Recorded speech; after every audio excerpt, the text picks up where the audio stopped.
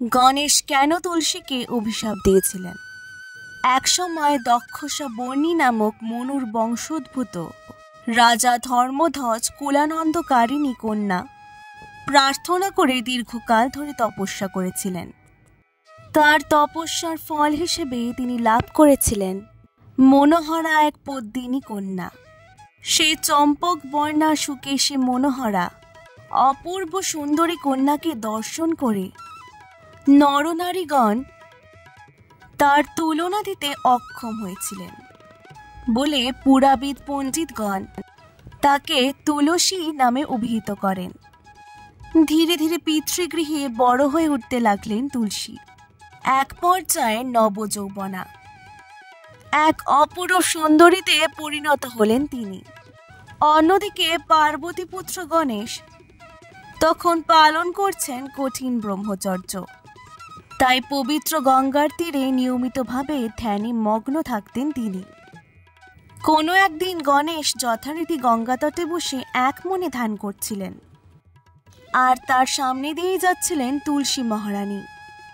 স্বাভাবিকভাবেই সদ্য যৌবনা তুলসীর দৃষ্টিপাত হল শ্রীমান গণেশের দিকে। সর্বাঙ্গে চন্দনের সুগন্ধ মাখা সুঠাম সুপুরুষ গণেশ দেব এক মনে বসে ধ্যানে লীন। দেবগণ এমনিতেই সুদর্শন ও সুপুরুষ, তাই গণেশও তার ব্যতিক্রম নন। তার দেদীপ্যমান শরীরের দিকে যতই দেখেন ততই তুলসী দেবী আকৃষ্ট হতে থাকেন গজাননের প্রতি। কিন্তু তার সাথে কথা বলা তো দূরের কথা, দৃষ্টি বিনিময় আপাতত সম্ভব নয়, কারণ তিনি এখন গভীর ধ্যানে নিমগ্ন। চঞ্চলা তুলসী তার সিদ্ধান্ত নিলেন পার্বতী নন্দনের ধ্যান ভঙ্গ করার। তাছাড়া তুলসী দেবীর মতো অপরূপ রূপ লাবণ্যবতী কোনো নারীকে ধ্যান ভঙ্গ করতে দেখলে আর যাই হোক ক্ষিপ্ত হবেন না গণেশ দেব। এত সব ভাবতে ভাবতে গণেশ দেবের স্তুতি করে তার ধ্যান ভঙ্গ করলেন তুলসী দেবী। তুলসীর স্তুতিতে ধ্যান ভঙ্গ করে গণেশ দেব তুলসীকে আশীর্বাদ করলেন। কিন্তু এর পরেই ঘটে গেল এক অভূতপূর্ব ঘটনা।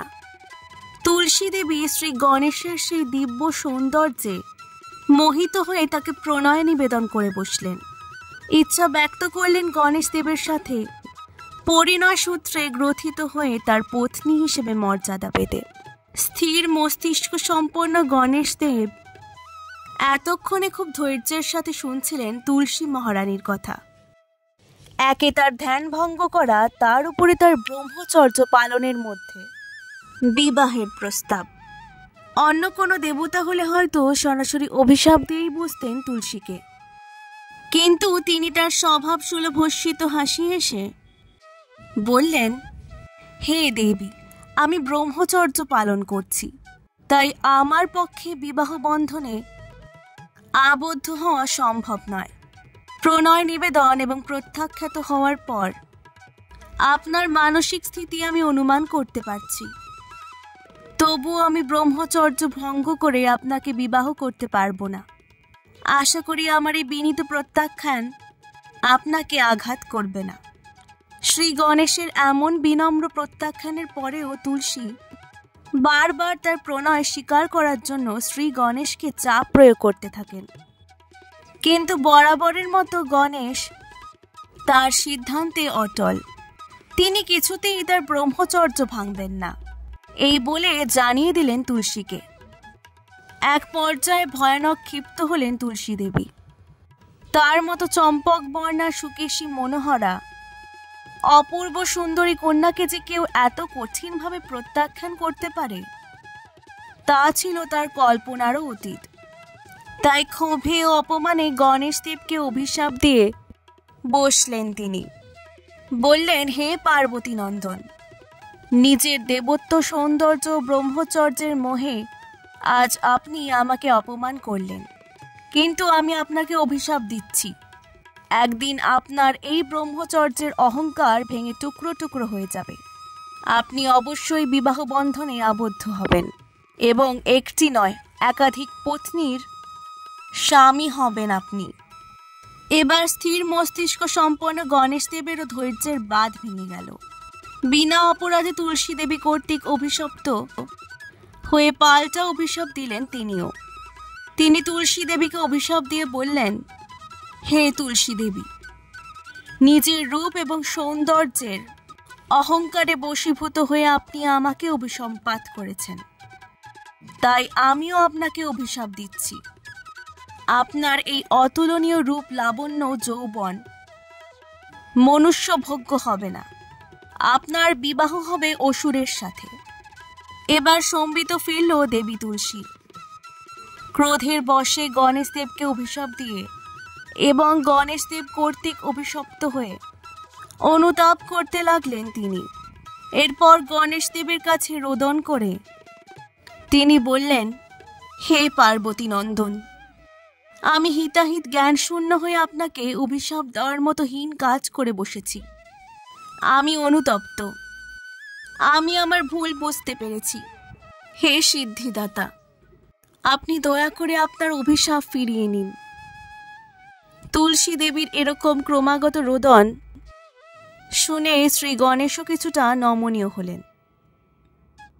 এরপর তুলসী দেবীকে উদ্দেশ্য করে তিনি বলে উঠলেন, হে দেবী, আমার অভিশাপ কখনোই নিষ্ফল হওয়ার নয়। তবে আপনার অনুতাপের ফলে এই অভিশাপ আশীর্বাদে পরিণত হবে। এ জন্মে আপনাকে অসুর পত্নী হিসেবে জীবন ধারণ করতে হলেও আগামী জন্মে আপনি পরিণত হবেন এক পবিত্র উদ্ভিদে। প্রত্যেক গৃহের সম্মুখে থাকবে সেই উদ্ভিদ। তার পাতা থেকে অজস্র রকমের শারীরিক ব্যায়ামও থেকে মুক্তি মিলবে সাধারণ মানুষের।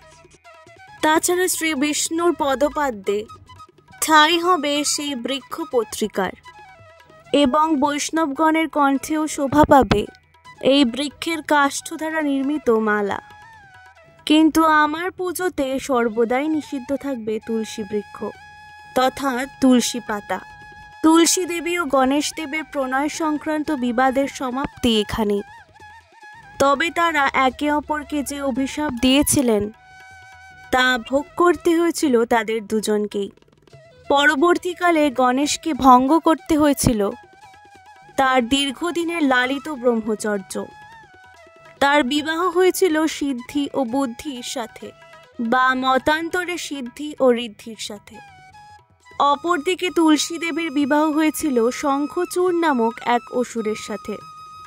তাছাড়া তুলসী বৃক্ষের কথা তো আপনারা সকলেই জানেন।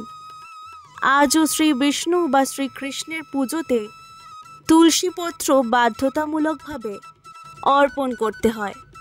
তবে আমাদের ধর্মের বহু দেবীর পুজো যেহেতু গণেশ পুজো দিয়ে শুরু হয়, তাই গণেশ পুজোর পাশাপাশি বহু দেবদেবীর পুজোতেও কার্যত নিষিদ্ধ হয়ে গেল তুলসীপত্র। এই ছিল দেবী তুলসী ও গণেশের গল্প, এবং কেন গণেশের পুজোয় তুলসীপত্র ব্যবহার হয় না তার কারণ।